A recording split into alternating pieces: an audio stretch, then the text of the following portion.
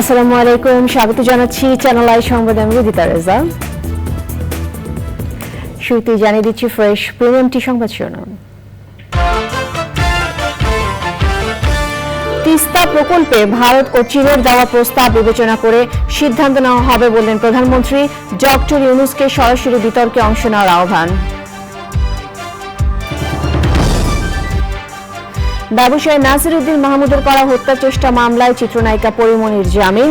অভিযোগ গঠনের শুনানি 1 অক্টোবর। রাসেলস ভাইপার সাপের উপদ্রবে আতঙ্কে শরীয়তপুরের চরাঞ্চলের মানুষ। কৃষিকাজ সহ স্বাভাবিক জীবনযাত্রা ব্যাহত। মুক্তি পাচ্ছেন উইকিলিক্সের প্রতিষ্ঠাতা জুলিয়ান অ্যাসাঞ্জ। দোষ স্বীকার করার চুক্তিতে রাজি হওয়ায় মিলছে মুক্তি। এবং অস্ট্রেলিয়া বাংলাদেশকে টপকে প্রথমবারের মতো টি-20 বিশ্বকাপের সেমিতে আফগানিস্তান। 27 জুন সাউথ আফ্রিকার সাথে লড়াই।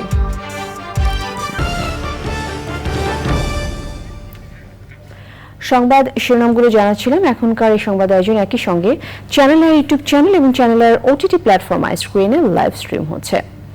তিস্তা প্রকল্পে ভারত চীন দুই দেশই প্রস্তাব দিয়েছে উল্লেখ করে প্রধানমন্ত্রী শেখ হাসিনা জানিয়েছেন, সব দিক বিবেচনা করে সিদ্ধান্ত নেবে বাংলাদেশ। গণভবনে ভারত সফর পরবর্তী সংবাদ সম্মেলনে প্রধানমন্ত্রী বলেন, দেশের স্বার্থের বাইরে কোনো কিছুই করা হবে না। এক প্রশ্নে ডক্টর ইউনূসকে সরাসরি বিতর্কে অংশ নেওয়ার চ্যালেঞ্জ ছুড়ে দেন প্রধানমন্ত্রী। নীলাদ্রি শেখর রিপোর্ট। 15 দিনে দুবার ভারত সফর করেছেন প্রধানমন্ত্রী শেখ হাসিনা। ভারতের নতুন সরকার গঠনের পর প্রথম কোনো সরকার প্রধান হিসাবে ভারত সফর নিয়ে সাংবাদিকদের মুখোমুখি হয়ে প্রধানমন্ত্রী শেখ হাসিনা জানালেন, এটি অবশ্যই বিরল সৌভাগ্য যা দুদেশের বন্ধুত্বপূর্ণ ও প্রগাঢ় সম্পর্ককে ইঙ্গিত করে। সাংবাদিকদের নানা প্রশ্নে উঠে আসে গঙ্গার পানি বণ্টন ও তিস্তা চুক্তি ইস্যু। তবে এই ইস্যুতে নরেন্দ্র মোদীকে লেখা পশ্চিমবঙ্গের মুখ্যমন্ত্রী মমতা ব্যানার্জির চিঠিকে অভ্যন্তরীণ বলে এ নিয়ে কথা বলেননি শেখ হাসিনা।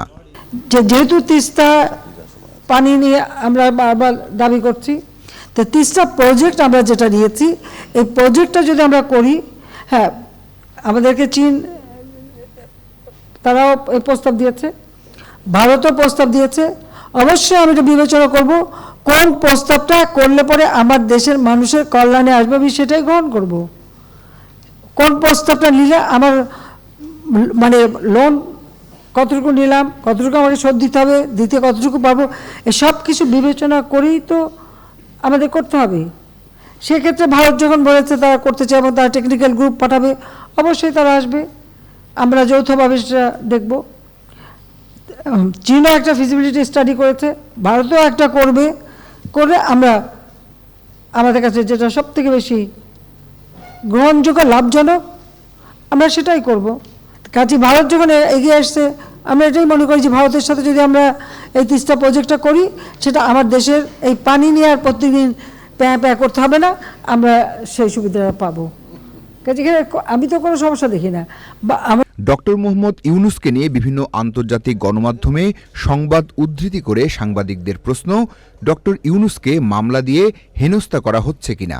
যে যিনি সমানে ট্যাক্স ফাঁকি দিয়ে যাচ্ছেন, আর প্রতিবার তার উপরে মামলা দিয়ে তার কাছে আদায় করতে হচ্ছে।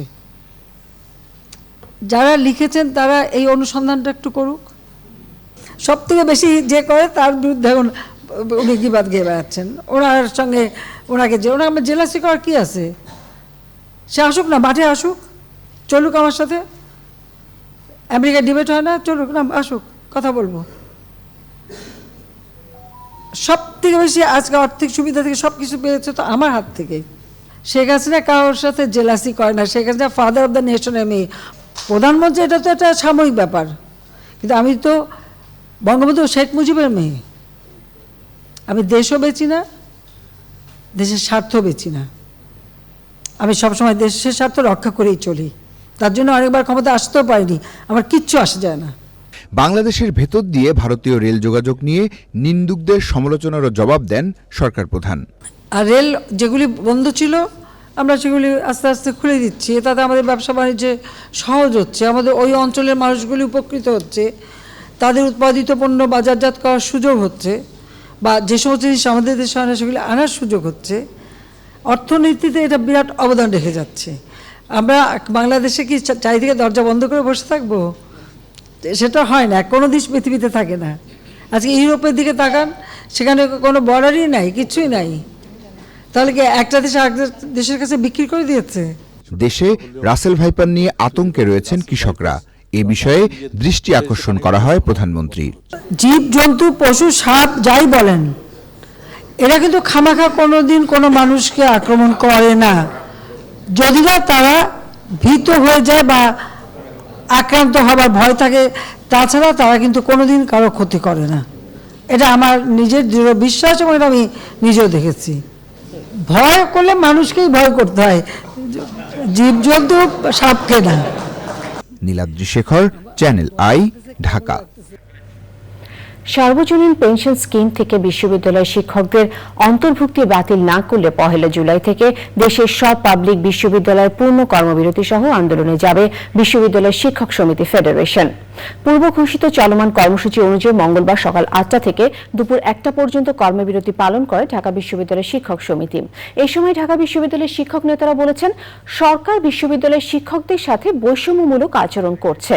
অচিরেই তারা এই বিষয়ে প্রধানমন্ত্রীর সুদৃষ্টি কামনা করেন।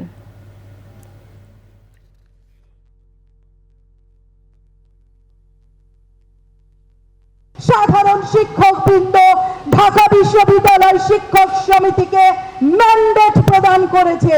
1100 শিক্ষক লিখিতভাবে এই স্কিমকে প্রত্যাখ্যান করেছে এবং 1 জুলাই থেকে সম্পূর্ণভাবে প্রশাসনিক এবং একাডেমিক কাজ বন্ধ করে দেওয়া হবে। এই বিষয়টি বারবার সাধারণ শিক্ষকরা আমাদেরকে হাত তুলে করতালি দিয়ে সমর্থন জানিয়ে আমাদের আন্দোলনকে চালিয়ে যাবার জন্য বলেছে। ব্যবসায়ী নাসির উদ্দিন মাহমুদের দায়ের করা হত্যা চেষ্টা মামলায় জামিন পেয়েছেন চিত্রনায়িকা পরিমণি। ঢাকার সিনিয়র জুডিশিয়াল ম্যাজিস্ট্রেট 1000 টাকা বন্ডে জামিন মঞ্জুর করেন। একই সাথে 1 অক্টোবর অভিযোগ গঠনের শুনানির তারিখ নির্ধারণ করেছেন আদালত। বাদীপক্ষের আইনজীবী পরিমণির জামিনের অনাপত্তির কথা জানান আদালতে। শহীদুল রাজু রিপোর্ট।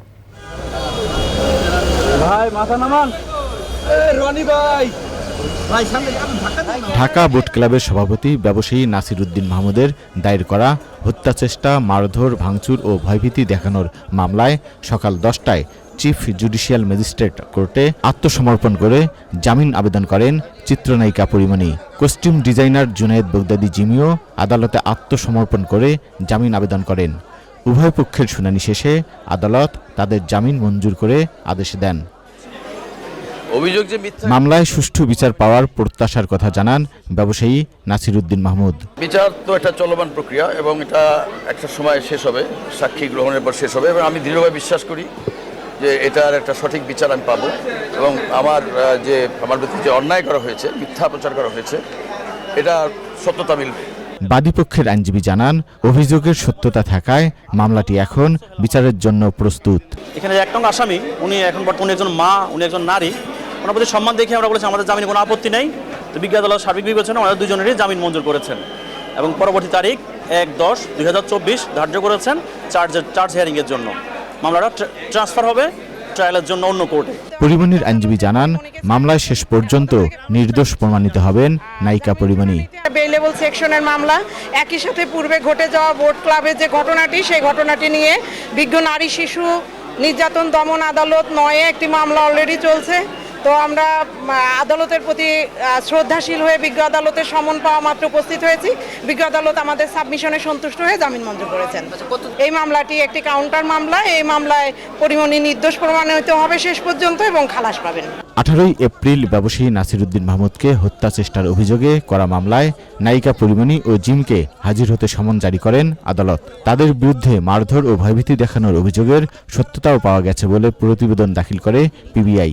2022 সালের 6 জুলাই ব্যবসায়ী নাসির উদ্দিন মাহমুদ বাদী হয়ে পরিমণি সহ 3 জনের বিরুদ্ধে এ মামলা করেন। Shahidullah Raju, channel I, Dhaka. শরীয়তপুরের নদী বেষ্টিত চরাঞ্চলগুলোতে রাসেস ভাইপার সাপের উপদ্রবে আতঙ্কে দিন কাটাচ্ছেন কৃষক সহ সাধারণ মানুষ। কৃষিকাজ সহ স্বাভাবিক নাগরিক জীবনেও এর প্রভাব পড়েছে।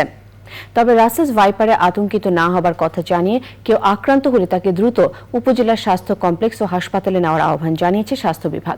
শরীয়তপুর প্রতিনিধি এস এম মুজিবুর রহমানের রিপোর্ট। ফেসবুক সহ নানা অনলাইন মাধ্যমে রাসেলস ভাইপার নিয়ে ব্যাপক প্রচারণায় দেশব্যাপী আতঙ্ক ছড়িয়ে পড়েছে। শরীয়তপুর জেলার পদ্মা মেঘনা বেষ্টিত চরাঞ্চল সহ গ্রামে গঞ্জে বিশেষ করে কৃষি সংশ্লিষ্টরা সাপের ভয়ে দিন কাটাচ্ছেন। এবছর জেলার 6 উপজেলায় সাপে কাটা 183 জন উপজেলা স্বাস্থ্য কমপ্লেক্স ও সদর হাসপাতালে ভর্তি হয়ে চিকিৎসা গ্রহণ করে।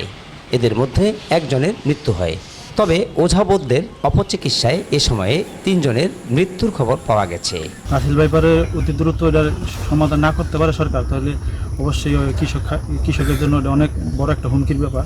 20-20 দিন আগে ওই খেতিরাজের গেলে আমি দেখছি একটা সাপের কথা শুনছি, রাসেল ভাই চোখে দেখিনি, তোমার একটু ভয় লাগে গাছ কাটতে গেলে। আমরা সাপের ভয়ে আমরা চকে যেতে পারতাছি না, পাট কাটতে পারতাছি না, ধান কাটতে পারতাছি না। খেতে খামারে আসতে খুব ভয় লাগে যে এই রাসেল ভাইপার বিষাক্ত সাপ, এই সাপের ভয়ে আমরা খুব আতঙ্কে আছি।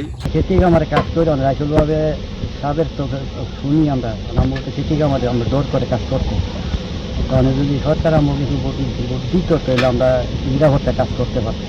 জেলায় পর্যাপ্ত অ্যান্টিভেনাম থাকার কথা জানিয়ে সাপে কাটাদের দ্রুত হাসপাতালে গিয়ে চিকিৎসা নেওয়ার আহ্বান জানিয়েছেন সিভিল সার্জন। পর্যাপ্ত অ্যান্টিভেনম সাপ্লাই আছে এবং অ্যান্টিভেনম কিন্তু রাসেলস ভাইপার সহ কোবরা ক্রেট টেরাগেসিক কার্যকরী ওষুধ। এখন যদি কাউকে সাপে আক্রান্ত করে, সাপের কামড় আক্রান্ত হন, সময় ক্ষেপণ না করে ওঝার কাছে না গিয়ে দ্রুত হাসপাতালে আসতে হবে এবং হাসপাতালে আসলে কিন্তু উনি সুস্থ হতে পারবেন। জেলার নদীবেষ্টিত এলাকা ও চরাঞ্চলের কৃষকদের নিরাপত্তার জন্য গামবুট দেয়া সহ প্রয়োজনীয় পদক্ষেপ গ্রহণে সংশ্লিষ্টদের কাছে দাবি জানিয়েছেন এলাকাবাসী।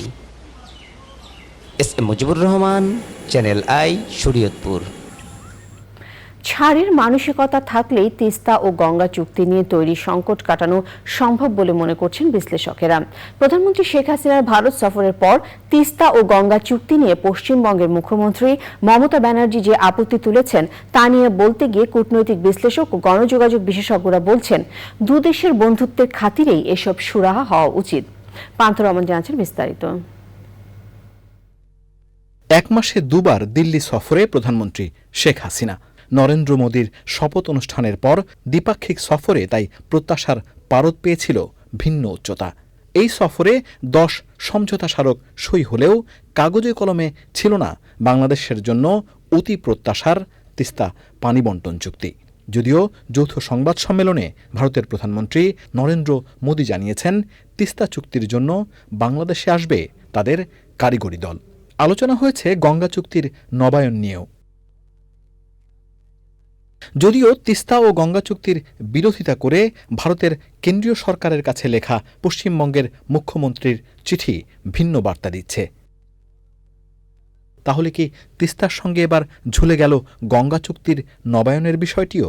তিস্তা তো গত 13 বছর ধরে ঝুলেই আছে, কাজে এটা ঝুলে যাবার আশঙ্কার দরকার নেই। এটা ঝুলে গেছে বা ঝুলে আছে সেটা তো আমরা বাস্তবতাটা মেনে নিচ্ছি, কিন্তু এই ঝুলে যাওয়াটা দুই দেশের আমি বলবো যে বন্ধুত্বপূর্ণ সম্পর্কের জন্য ইতিবাচক নয়। গঙ্গা চুক্তি সেটাও আলাপ আলোচনা শুরু হবে এখন, এবং সেটাও বিঘ্ন ছাড়াই এটা আবার নবায়িত হবে, এটাই আমাদের প্রত্যাশা। পানির প্রাপ্তিটা তো দেব না দেবর বিষয়টা না, এটা আন্তর্জাতিক আইনে আপনার প্রাপ্য এবং এটা পৃথিবীর প্রাকৃতিক সম্পদের একটা। সেই প্রাকৃতিক সম্পদে যদি অভিন্ন অবস্থা হয় তাহলে নিঃসন্দেহে দুই পক্ষেরই সেখানে অধিকার থাকে। আমরা সবসময় বলি যে একটা ইকুইটেবল ডিস্ট্রিবিউশনের কথা, একটা সুষম বন্টন। আমি তো বলছি না যে আমাকে বেশি দিতে হবে অমুককে কম দিতে হবে, যার যেটুকু প্রাপ্য প্রয়োজন সে অনুযায়ী বন্টনটা হবে। এবং যেটা দেব না বলছি সেটা আসলে দেব না বলা যায় না। আমি আগেই বলছি যে আইন আছে, বিধি আছে, অনেক কিছু আছে, এবং সবকিছু বাদ দিলেও যে সম্পর্কের মাত্রা প্রতিবেশী দেশের সঙ্গে, সেই মাত্রার ভিত্তিতে ওটা বলা যায় কিনা। হয়তো আলোচনা হতে পারে কতটুকু দেব, নবায়নে কতটুকু পাবে। পানি বন্টন কিংবা যোগাযোগের ক্ষেত্রে একে অন্যকে ছাড় না দিলে দুই দেশের সম্পর্কের উষ্ণতা কমতে পারে বলেও আশঙ্কা বিশ্লেষকের। এখানে বিষয়টা দেয়া নেয়ার বিষয় আছে, কূটনীতির মধ্যে দেয়া নেয়া একটা গুরুত্বপূর্ণ উপাদান। কাজে আমার কাছ থেকে যারা নেবে তারা আমাদেরকে সেই ভাবে দেবে, এবং তারা যেমন তাদের সুবিধাটা নিতে চায় আমাদের ভূমি ব্যবহার করে, আমরাও যেন তাদের ভূমি ব্যবহার করে অন্যের কাছে যেতে পারি। সেই সুযোগটা আমরা আশা করি, এবং সেই সুযোগটা যাতে আমরা পাই সেই ব্যবস্থা তারা করবে, এটাই আমাদের প্রত্যাশা। বিশ্লেষকরা আশা করেন সংকট কাটিয়ে ঢাকা দিল্লির পুরনো বন্ধুত্ব অটুট থাকবে। পান্থর রহমান, চ্যানেল আই, ঢাকা। প্রধানমন্ত্রীর ভারত সফরে যেসব চুক্তি ও সমঝোতা স্মারক সই হয়েছে তাতে বাংলাদেশের স্বার্থ ক্ষুণ্ণ হয়েছে এমন দাবি করেছে বিএনপি। রাজধানীর গুলশানে বিএনপি চেয়ারপারসনের কার্যালয়ে সংবাদ সম্মেলনে দলের মহাসচিব মির্জা ফখরুল ইসলাম আলমগীর বলেছেন, ভারতকে একতরফাভাবে সুবিধা দিতেই সবকিছু করা হয়েছে। শিগগিরই এর বিরুদ্ধে আন্দোলন গড়ে তোলা হবে বলে জানিয়েছেন মির্জা ফখরুল। মির্জা ফখরুল বলেন, রাজনৈতিক প্রতিহিংসা থেকেই খালেদা জিয়াকে উন্নত চিকিৎসা থেকে বঞ্চিত করা হচ্ছে।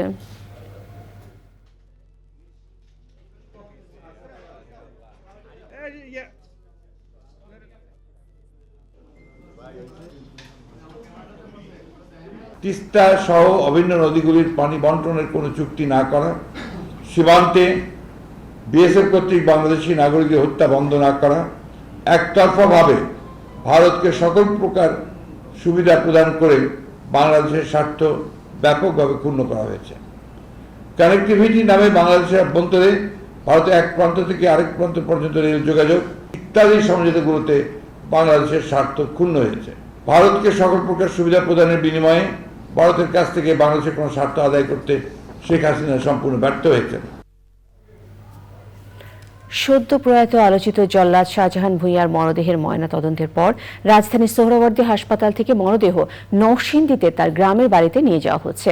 এই নিয়ে জানতে মইনুল হাসানের সাথে সরাসরি যোগাযোগের চেষ্টা করছি। মইনুল, আপনি তো সোহরাওয়ার্দী হাসপাতালে রয়েছেন, তো জল্লাদ শাহজাহান ভূঁইয়ার মৃত্যু ঘটনায় আপডেট কি কি তথ্য আপনার কাছে আছে আমাদেরকে জানাবেন।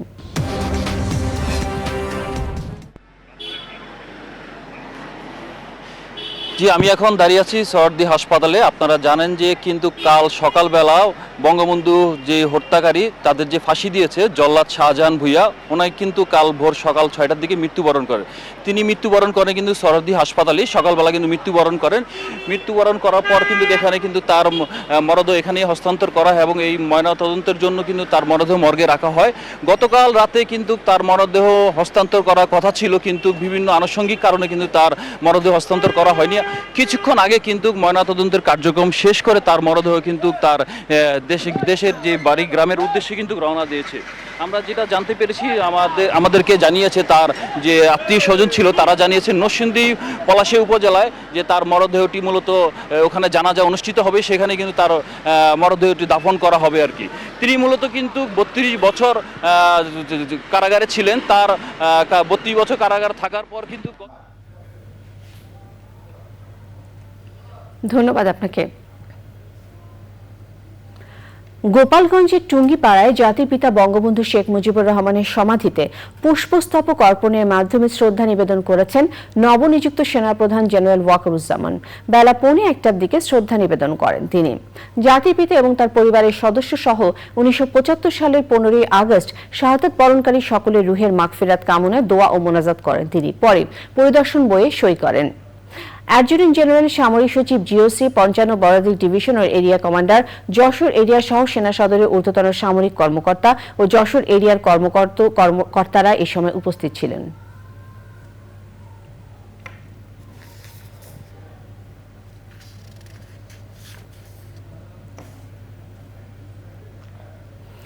অবশেষে মুক্ত জীবনে ফিরতে যাচ্ছেন রাষ্ট্রীয় বহু গোপন তথ্য ফাঁস করে যুক্তরাষ্ট্রসহ বিভিন্ন দেশের সরকারকে বিব্রতকর পরিস্থিতিতে ফেলে দেওয়া প্রতিষ্ঠান উইকিলিক্সের প্রতিষ্ঠাতা জুলিয়ান অ্যাসাঞ্জ। যুক্তরাষ্ট্রের গুপ্তচর বৃত্তি আইন লঙ্ঘনের অপরাধে দোষ স্বীকার করে নেওয়ার চুক্তিতে তিনি জেল থেকে মুক্তি পাচ্ছেন। চুক্তি অনুযায়ী অ্যাসাঞ্জকে চলতি সপ্তাহে প্রশান্ত মহাসাগরীয় নর্দার্ন মারিয়ানা দ্বীপপুঞ্জে মার্কিন একটি আদালতে হাজির হতে হবে। বুধবার সকালে অ্যাসাঞ্জ ওই আদালতে হাজির হবেন বলে ধারণা করা হচ্ছে।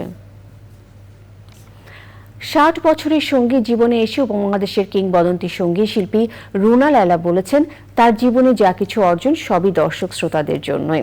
চ্যানেল আই এর সাথে একান্ত সাক্ষাৎকারে রুনা লায়লা আরও বলেন, 6 দশকের সঙ্গীত জীবন সফলতার সাথে উপভোগ করে যেতে পারাই সৌভাগ্য ও বড় প্রাপ্তি। জাকি আক্তার রিপোর্ট। রুনা লায়লা বাংলাদেশের গর্বের একটি নাম, যার গান ভারত, পাকিস্তান সহ সারা বিশ্বের শ্রোতাদের কাছে মুগ্ধতা ছড়িয়েছে। ছোটবেলা থেকে গানকে ধ্যান জ্ঞান মেনেই উচ্চাঙ্গ সঙ্গীত ও গজলের উপরে দীক্ষা নেওয়া গুণী নক্ষত্র রুনা লায়লা বাংলা, উর্দু, পাঞ্জাবি, হিন্দি, সিন্ধি, গুজরাটি ও ইংরেজি সহ মোট 18টি ভাষায় 10,000-এরও বেশি গান গেয়েছেন। 1964 সালের 24শে জুন মাত্র 12 বছর বয়সে জগনু সিনেমার প্লেব্যাক করে শুরু হয় রুনা লায়লার ক্যারিয়ার। গজল শিল্পী হিসেবে দক্ষিণ এশিয়ার অন্যান্য দেশেও তার সুনাম রয়েছে। বাংলাদেশ ছাড়াও ভারত ও পাকিস্তানের অনেক চলচ্চিত্রের গানে কণ্ঠ দিয়েছেন তিনি। তার জনপ্রিয় গান দামাদাম মাস্কালান্দার গেয়েছেন বিভিন্ন দেশের শিল্পীরা। 60 বছরের সঙ্গীত জীবনে এসে রুনা লায়লার উপলব্ধি, বাবা মা ও পরিবারের সবার ভীষণ সহযোগিতা পাওয়ার কারণে চলার পথটি মসৃণ ছিল। আল্লাহ তাআলার অশেষ রহমত যে এত দূর পর্যন্ত নিয়ে এসছে। আমার ফ্যামিলির সাপোর্ট ছিল সবারই। আমার শ্রোতা যারা, তারা আমার জন্য দোয়া করেছেন, আশীর্বাদ করেছেন, ওদের ভালোবাসা, শ্রদ্ধা, এটাই আমাকে নিয়ে এসছে এত দূর। চ্যানেল আয়ের সেরা কণ্ঠ ভারতের বিভিন্ন রিয়েলিটি শোয়ের বিচারকের আসনও তিনি অলংকৃত করেছেন। অনেক ভালো ভালো লোকেদের সাথে কাজ করার সুযোগ পেয়েছি। ভালো কম্পোজার্স, লিরিসিস্ট, প্রডিউসার্স, ডিরেক্টরস, ভালো ভালো ছবি তিনও দেশেই পেয়েছি আমি। শিখেছি তো আমি অনেকের কাছেই। আমাদের বাংলাদেশে ফিরদৌসী আপা আছেন, তারপর আঞ্জুমান আরা বেগম, এনাদের থেকে শিখেছি। পাকিস্তানে ম্যাডাম নূরজাহান, ইন্ডিয়াতে লতাজি, আশাজি, আরও অনেকে। 60 বছরের সঙ্গীত জীবনে দেশ ও দেশের বাইরে গুণী সব সঙ্গীত গুরুদের সান্নিধ্য পাওয়াকে পরম পাওয়া বললেন রুনা।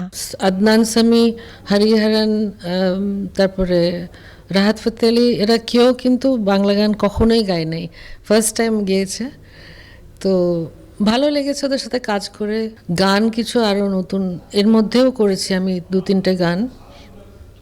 তো আমি চাই আসলে যে আমি যে এই লেগেসিটা যেটা রেখে যাচ্ছি, এটা যেন আমাদের আজকালকার যারা এই প্রজন্মের শিল্পীরা, তারা এটাকে ধরে রেখে আরও ওপরে ওঠে।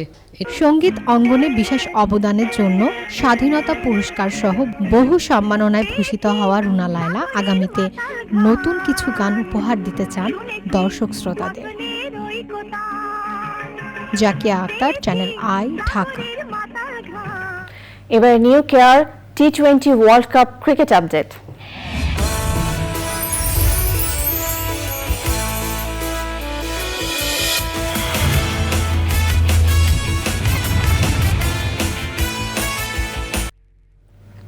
ইতিহাসের সবচেয়ে বড় 20 দল নিয়ে আয়োজিত টি20 বিশ্বকাপের গ্রুপ পর্ব এবং সুপার 8 রাউন্ড শেষে তৈরি 4 সেমিফাইনালিস্টের তালিকা।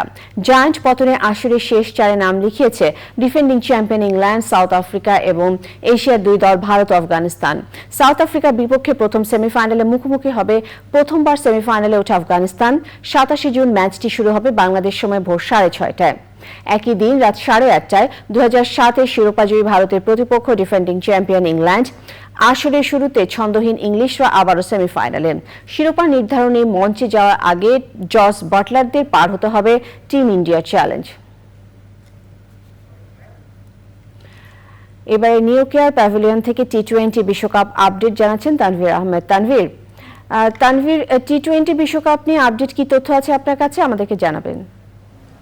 রিদিতা, আজকে বলতে গেলে বাংলাদেশ ক্রিকেটের ভক্তদের জন্য, ক্রিকেটের জন্য একটি হতাশার দিন। আফগানিস্তানের সাথে হেরে বাংলাদেশ সুপার 8 থেকে বিদায় নিয়েছে। সেমিফাইনালে খেলার বাংলাদেশের আজকে খুব একটি সহজ সুযোগ ছিল। আফগানিস্তানের দেয়া 115 রান যদি বাংলাদেশ 13 ওভারের মধ্যে চেস করতে পারত, তাহলে বাংলাদেশ দল খুব সহজে সেমিফাইনালে পৌঁছে যেতে পারত। কিন্তু বাংলাদেশকে বিট করে সেমিফাইনালে প্রথমবারের মতো নিশ্চিত করেছে আফগানিস্তান। আর আফগানিস্তান সেমিফাইনাল নিশ্চিতে বিদায় হয়েছে একবারের বিশ্ব চ্যাম্পিয়ন অস্ট্রেলিয়া। এই ছিল রিদিতা আমার কাছে নিউজরুম থেকে সর্বশেষ। রিদিতা, এবারে জয় banana fibre machine silk city সংবাদ।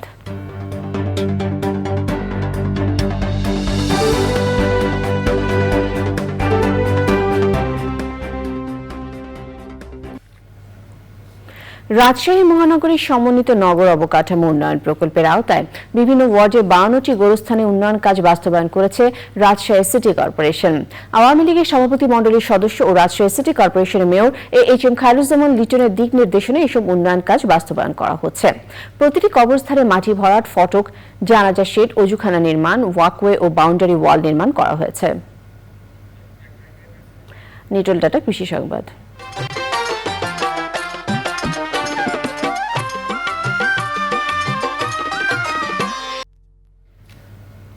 কোরবানির ঈদ পরবর্তী হাটে বিপুল পরিমাণ চামড়ার বেচাকেনা শুরু হয়েছে যশোরের চামড়ার মোকাম রাজার হাটে। বাংলাদেশ ভারত সীমান্তবর্তী এই হাটে গরু ও ছাগলের চামড়ার সরবরাহ বাড়লেও দাম নিয়ে সন্তুষ্ট নয় মৌসুমী ব্যবসায়ীরা। প্রকৃতি সংবাদ।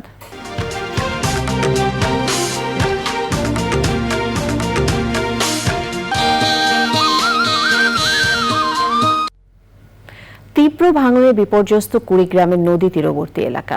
এরই মধ্যে বিলীন হয়েছে বসতভিটা, ফসলি জমি, গাছপালা সহ বিভিন্ন স্থাপনা।